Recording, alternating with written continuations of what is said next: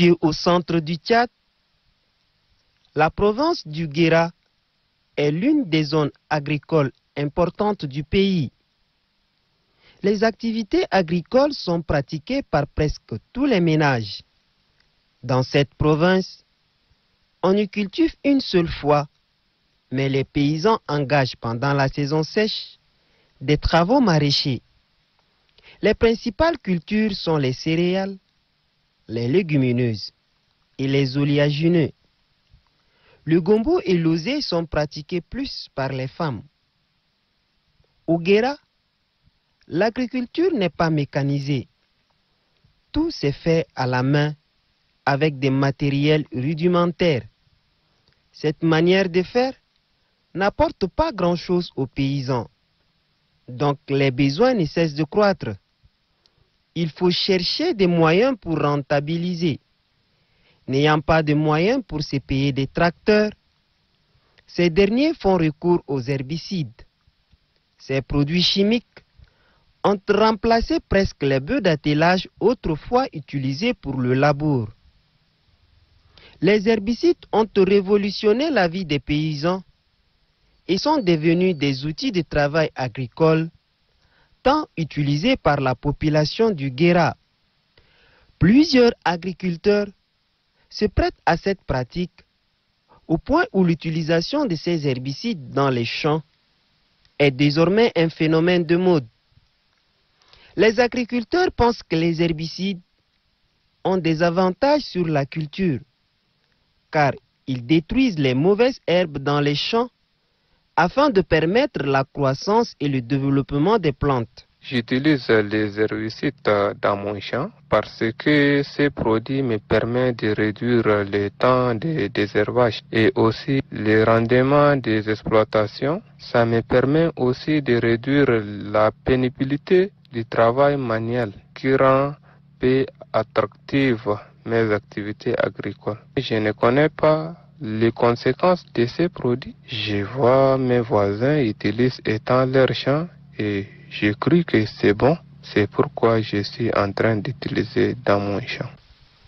Cependant, l'utilisation de ces produits phytosanitaires peut comporter d'énormes risques sur la santé des utilisateurs, des consommateurs, sur la faune et la flore. Très conscient des effets néfastes que peuvent engendrer ces produits chimiques, un cultivateur reconnaît avoir constaté une grande différence entre le mil cultivé avec ces produits et celui traditionnellement cultivé. Avant, nous travaillions avec les moyens traditionnels tels que la houe et autres. Mais ces dernières années, nous utilisons beaucoup les herbicides pour pouvoir cultiver plus d'espace et ainsi booster nos rentabilités. Mais l'année passée, nous avons remarqué que les rendements ne sont pas mêmes. Les produits cultivés avec les produits herbicides ne sont pas comme les cultures de l'année passée et j'ai compris que ces produits sont mauvais. C'est pourquoi cette année, je préfère cultiver avec les moyens traditionnels. Les conséquences sont désastreuses, surtout sur l'organisme. Docteur Moussa Tchicha Maboukar, médecin-chef des districts sanitaires de Mongo, explique la menace croissante, le grand danger de ce produit pour la santé humaine. Il a plusieurs conséquences. La première, c'est d'abord les maladies pulmonaires. Je vais citer l'asthme, parce qu'on inhale. En inhalant le produit, le type peut développer l'asthme. Il y a également les infections neurologiques. Le cas de, nous citerons la maladie de Parkinson, c'est-à-dire une personne dont la main tremble. Il y a aussi comme conséquence le cancer. Et c'est ça la fatalité de cette utilisation de produits qu'on appelle herbicides. Les herbicides ne sont pas simplement dangereux pour le corps. Ils affectent aussi l'environnement et partant de là, met en danger la vie de la génération future. Pour le délégué en charge de l'agriculture de la province du Guéra, Korowo Kostnage, les conséquences nocives de ces produits chimiques sont grandes.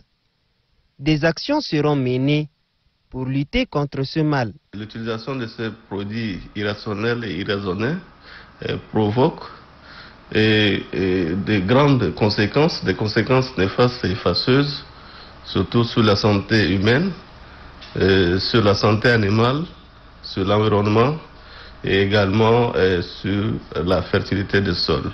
Au niveau de la délégation, nous avons envisagé faire. La première action, c'est la sensibilisation. Les aspects permettre de dire aux producteurs sur les méfaits de l'utilisation des herbicides, sur les conséquences, soit sur leur santé, soit sur la santé de leurs animaux, soit sur l'environnement, c'est-à-dire la pollution de l'eau et de l'air, et également soit sur le problème de la fertilité du sol. C'est cette action, la sensibilisation-là, qui pourrait permettre également à ces producteurs de bien utiliser ces produits phytosanitaires. La deuxième action, c'est la formation approfondie et continue des producteurs sur les techniques et les méthodes d'utilisation de ces produits. La troisième action, comme j'avais signalé sur haut, il faudrait chercher à retirer les produits non homologués sur le marché. Et là, c'est des produits qu'on ne connaît pas quelle est la matière active. Donc, il faut chercher à retirer ces produits sur le marché. Il est du devoir de l'État de trouver des moyens pour dissuader la population de ce produit dangereux en donnant à la population des matériels de travail et de veiller à la sensibilisation ou de trouver d'autres stratégies pour accroître efficacement le rendement de la population.